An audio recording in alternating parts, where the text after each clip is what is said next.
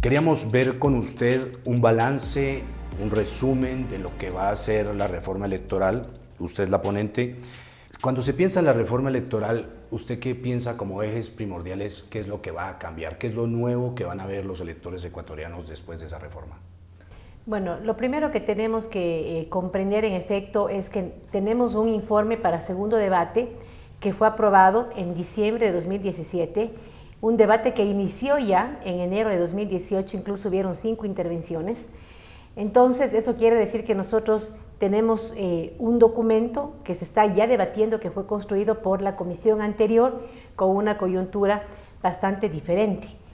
Si usted revisa el documento que está en segundo debate, realmente no existen cambios medulares. A ustedes acaban de hacer un acuerdo entre el Acuerdo Nacional, el Consejo Nacional Electoral y digamos, la Comisión, para hacer justamente para integrar algunos elementos medulares para que esa reforma realmente sea integral y cambie, recoja lo que ha pasado en estos años. ¿Cómo van a integrar esos elementos? ¿Los van a integrar a través de la comisión o los va a integrar usted como ponente? El trabajo de la comisión está terminado. La comisión en su momento presentó un informe, ahorita el tema está en el Pleno de la Asamblea Nacional. Entonces, como ponente, nosotros podemos acoger algunas propuestas que nazcan desde los legisladores. Entonces, ¿cómo va a ser el procesamiento? Que venga el Consejo Nacional Electoral, las autoridades electorales, que hagan sus ponencias en el marco de algunos temas que ya estén en acuerdo y que los asambleístas que también estén de acuerdo con esas observaciones puedan acogerlas, defenderlas en el Pleno, para que en el documento final podamos entonces presentar a los legisladores un documento final con las incorporaciones que tengan consenso y de esa manera tener un proyecto de reforma más potente. Ahora, ¿ese trabajo se va a hacer hasta el 20 de noviembre? Sí, de hecho, el plazo límite que nosotros creemos debería aprobar la Asamblea Nacional, esta reforma debe ser hasta noviembre. ¿Por qué hasta noviembre? Porque necesitamos dar tiempo para que el presidente de la República, que tiene un rol de colegislador, pueda procesar un veto, de creerlo pertinente, y de existir ese veto, nosotros como Asamblea también tener tiempo de procesar ese veto. Entonces hablamos más o menos de 60 días. ¿Cuáles serían las reformas que a su punto de vista son medulares y que deben estar en la reforma? Mire, yo creo que lo que puede tener consenso sin mayor problema en la Asamblea Nacional es fortalecer todo lo que tiene que ver con financiamiento de partidos políticos, financiamiento de campañas, todo lo que tiene que ver en el ámbito de transparencia del manejo económico de los movimientos y partidos políticos. Creo que ahí ninguna bancada va a estar en contra de esas reformas. Hemos hablado con la presidenta del Consejo Nacional Electoral, Diana Tamaín. Entiendo que ella también quiere fortalecer el tema de la participación de la mujer. Yo también estoy de acuerdo con eso y creo que de igual manera no habría mayor resistencia en efecto de fortalecer algunos artículos que nos permitan incrementar la presencia de mujeres en las diferentes dignidades que son pues resultado de un proceso electoral. Y hay un tercer tema que creo que es fundamental también y que no necesariamente estoy convencida que podamos generar los consensos, pero hay propuestas también de revisar, por ejemplo, el tamaño de las circunscripciones electorales. Ahí entendemos que hay propuestas como por ejemplo de Luis Verde Soto que tienden a modificar la forma de la lista, que quiere modificar también el método de asignación de escaños y que quiere modificar también las circunscripciones electorales. Son temas importantes, yo coincido en las propuestas. Sin embargo, tengo que ser realista también, no depende de mi voto, va a depender del procesamiento que podamos tener con las diferentes bancadas, al ser un tema medular importante con el que yo estoy de acuerdo.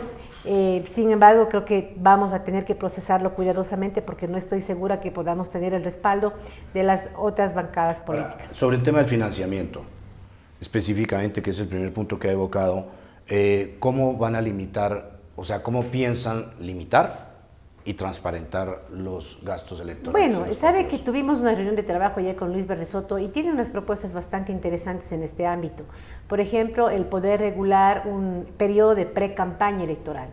Si bien la campaña electoral comienza en algunos meses, me parece que son 45 días de campaña, los que se encuentran, por ejemplo, en posiciones de representación en los gobiernos locales comienzan un año antes de la campaña electoral a inaugurar obras y se ha notado que hay un incremento drástico en todo su rubro de propaganda. Entonces, claro, es obvio que esa es una pre-campaña que no necesariamente se considera como tal y por ende no es regulada. O sea, hay una propuesta interesante de establecer un periodo de pre-campaña electoral donde, por ejemplo, el gasto que se realice durante este tiempo irá contra el gasto que puedan incurrir durante el periodo de campaña electoral. Eso es un elemento importante. El otro también, encontrar un mecanismo de transparentar las donaciones que existen. Realmente me parece que hay una... por ejemplo, transparentando las donaciones. Yo creo que, ¿pero mire, por ejemplo, ahora nos decía que la campaña electoral de una persona en el área rural, por ejemplo, de acuerdo a lo que establece la ley, eran $2,000. Como todos sabemos que en la campaña electoral se gasta muchísimo más que eso. Entonces creo que hay que transparentar, que se pueda transparentar, que se pueda incrementar el monto de campaña para que a su vez eso pueda tener un efecto también en saber la procedencia. Por ejemplo, que todas las donaciones se hagan de manera bancarizada a través de, digamos, de donaciones directas a la cuenta del movimiento o organización política con el fin de que se pueda contabilizar. Y creo que son algunos elementos que obviamente van a contribuir. Eso no quiere decir que no podamos incorporar elementos adicionales, pero creo que pueden ser elementos, insisto, que nos ayudan a transparentar. O sea, usted sí está de acuerdo de abrir, digamos, lo que es el gasto a las personas jurídicas. Jurídicas no, personas, ¿no? Naturales. Exactamente, el tema jurídico es complejo. Mire lo que está pasando con Arroz Verde, cómo estas empresas que contratan con el Estado han podido contribuir de manera obscura a las campañas electorales. Entonces, creo que el tema de personas jurídicas es complejo, pero sí personas individuales que puedan aportar a las campañas, pero que eso se realice dentro de ciertos límites establecidos, límites que sean reales y no utópicos como los que existen actualmente. Eso significa que, por ejemplo, haya en los gastos de los partidos, ¿cómo tendría que ser la contabilidad? Bueno, mucho más transparente, la obligatoriedad, y eso me parece que ya existe en el proyecto de reforma que está debatiéndose en el segundo debate, la obligatoriedad de los que manejen las cuentas también, de transparentar eso con los candidatos, con los líderes de las organizaciones políticas. ¿Cuántas cuentas? La cuenta dos. de campaña. No, por supuesto, tiene que ser una sola cuenta. No, es que la otra es la de los partidos. Hay gente que está pensando que una es la de los partidos y otra es la de las campañas. No, debería ser lo mismo, ¿no? Yo no creo que debe hacer una cuenta adicional para campaña electoral. Yo creo que debería ser una sola cuenta y, por supuesto, dentro de esa cuenta, en época de campaña, establecer mecanismos contables que nos permiten contabilizar donaciones, que nos permitan contabilizar los gastos y además de manera transparente, es decir, incluyendo la obligatoriedad para que los que manejan los fondos puedan tener una rendición de cuentas de los mismos a los candidatos y también, ojalá, a las directivas de los diferentes ¿Qué movimientos. candidatos hay? Ahí hay un problema de todos los partidos y el país es testigo de eso, que los jefes de partidos van a buscar siempre cantantes, personas prestantes que no han tenido ninguna militancia, etcétera, etcétera. ¿Eso pudiera estar regulado? Eso hay que tener cuidado, porque realmente no quisiéramos tampoco reprimir la posibilidad o la participación ciudadana.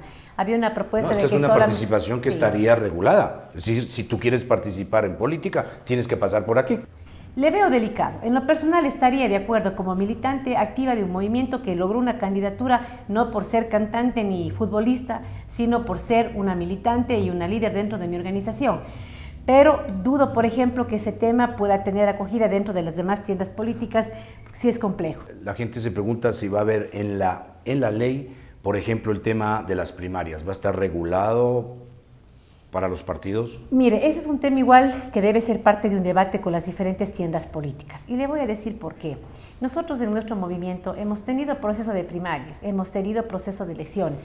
Y la verdad es que el hecho de ser primarias tiene ventajas y desventajas.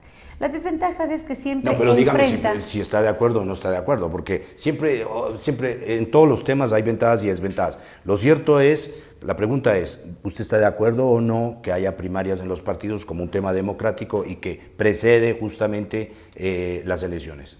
Mire, yo creo que sí debe haber un proceso de selección participativo con la militancia que pudiera ser a través de un proceso inicial de primarias. Que, por ejemplo, dentro de esos procesos se puedan escoger 3, 4 nombres y que de esos 3, 4 nombres luego la Dirección Nacional, de acuerdo a ciertos parámetros, a ciertos acuerdos, incluso muchas veces que se deben realizar, por ejemplo, en el ámbito territorial. Dentro de la ley va a haber, mecanismos para premiar las alianzas? Sí. De hecho, me parece interesante y deberíamos debatir, hay una propuesta, en efecto, de que si es que se alían cierto número de movimientos, pueden tener incluso cierto porcentaje, lo que nos comentaba Luis, que ahora, por ejemplo, se unen dos organizaciones políticas, el presupuesto que recibe esa organización política es solamente equivalente a uno de las dos. Entonces, la posibilidad de que, por ejemplo, durante la primera vez que se alían, puedan recibir por el presupuesto de una organización más del 50% adicional que hubiese estado destinado a la otra organización, precisamente como un incentivo para promover este aglutinamiento de organizaciones políticas. ¿Habría otros incentivos que está previendo usted, que es la ponente? Todavía no, pero podemos desarrollarlos. Como le digo, hay todo un segundo debate que no va a depender solamente de la visión de la presidenta de la comisión, que sobre todo debe nutrirse con los insumos. Deberíamos buscar mecanismos. ¿Cuáles? Este tema, por ejemplo, de incentivos, se me ocurre incluso a la campaña electoral. Si es que hay una alianza entre varias organizaciones, a lo mejor darles la posibilidad que puedan tener un incremento adicional para su campaña electoral. Puede ser un incentivo positivo entonces para promover esa alianza y de esa manera no tener mucha diversificación de candidatos. ¿Cómo en la ley se va de alguna manera a combatir, no hay otra forma de decirlo, la fragmentación política que hay en el país? Bueno, yo creo que más allá del número, lo que debe haber son partidos políticos sólidos que promuevan sobre todo planes de trabajo, que le presenten al pueblo ecuatoriano un proyecto de país. Eso hacen todos los partidos, o sea, sí, pero no todos lo cumplen. Por una razón, sí, o sea, eso es retórico. No debería ser así. Pero para que no sea así, entonces tendríamos que tener un mapa electoral y de partidos que sean fiscalizables, que puedan haber debates y que la sociedad pueda debatir. Eso no se hace con 280 partidos. Entonces, yo insisto, para mí no creo que sea adecuado decir tiene que haber este X número de partidos. No, yo no creo que, yo no le voy a dar ese número. Lo que yo sí le puedo decir es que en efecto la norma, como bien ha presentado Luis en su propuesta, la posibilidad de crear incentivos económicos que generen esas alianzas en torno a cierto, es que tiene que también haber un proyecto. O sea, mire, una alianza izquierda-derecha radical también puede ser una alianza coyuntural. Entonces, tiene que haber cierto proyecto alrededor del cual, con ciertos incentivos económicos, de pronto, como le digo, en este tema de cómo promovemos incentivos para que las organizaciones no pierdan su fondo partidario si es que se unen a otras, y de esa manera promover organizaciones incluso más de índole nacional. ¿Van a desaparecer los partidos cantonales? O sea, en la reforma, para que no haya sino partidos nacionales y provinciales, por ejemplo, pero no cantonales, pues. Sí, yo creo que ahí hay un debate importante que debe darse en la Asamblea Nacional. ¿Cuál es su punto de vista? No vine a que me cuente lo que van a hacer en la Asamblea, sino que me diga usted qué piensa. Bueno, en lo personal yo creo que debería motivarse lo nacional y lo provincial. Yo estoy de acuerdo que si es que se promueven o si es que se dan estas organizaciones muy pequeñas, realmente creo que no son lo suficientemente potentes como para cumplir con un proyecto que a mí parecer tuviera que ser por lo menos territorial de provincia y en lo preferible nacional.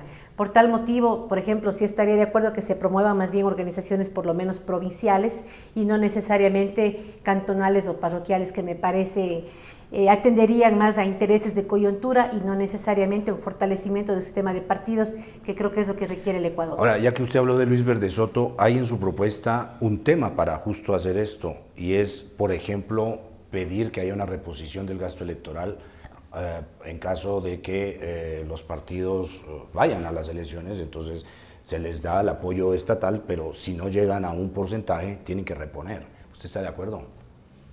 Que tengan que devolver los fondos. Claro, porque para eso significaría que quien se lanza a la campaña lo hace pensando que efectivamente tiene una representatividad, que efectivamente va a tener una capacidad electoral. Yo creo que lo que se puede fortalecer es, por ejemplo, fortalecer los requisitos para la inscripción de candidaturas, no necesariamente luego exigir la devolución de si no llegan a un porcentaje mínimo.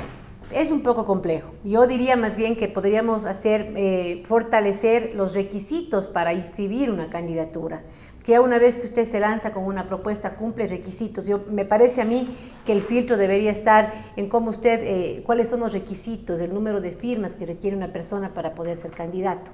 Antes que decir, ya usted es candidato, le hemos calificado, usted recibió que es candidato y ahora tiene que devolver. Debates obligatorios. Sí, yo creo que sí es importante que hayan debates, que la ciudadanía pueda, incluso en estos espacios, conocer, ver las destrezas, las respuestas que puede darse en torno a un debate sobre propuestas que tienen que ver con ellos directamente, con sus territorios, con sus ciudades, con sus provincias, con su país.